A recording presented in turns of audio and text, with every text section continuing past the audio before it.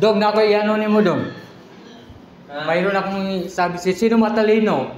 Calculator o cellphone? Ha? Pagdating sa ano? Sa calculator. Hindi. Sige. I-prove natin. Punta ka dito.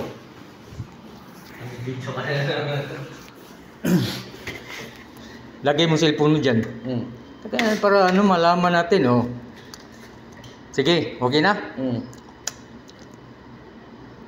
50 plus 50. 50 plus 50. 100, di ba? Equal, hindi. Equal sa atin.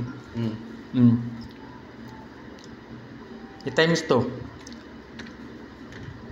Times to. 100.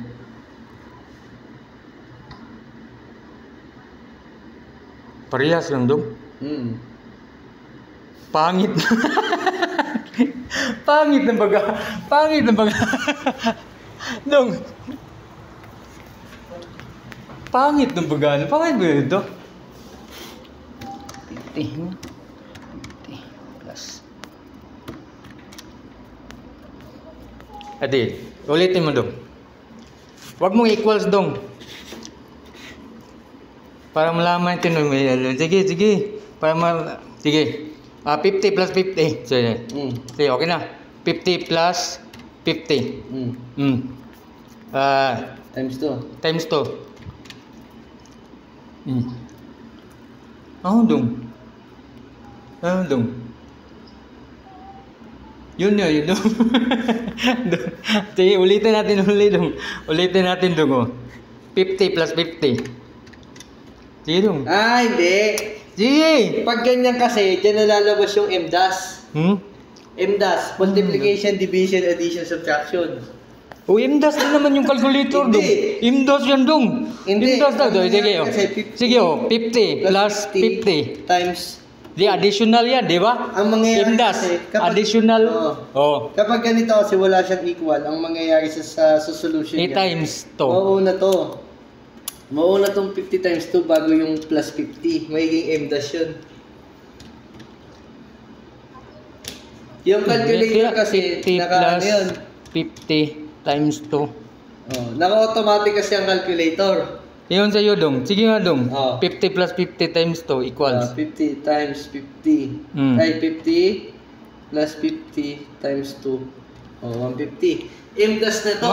Hindi, Dong. Kasi ang calculator kasi. Hindi talaga wala lang. Logi talaga tayo dyan, Dong. Sa cellphone na yan. MDAS kasi to. MDAS.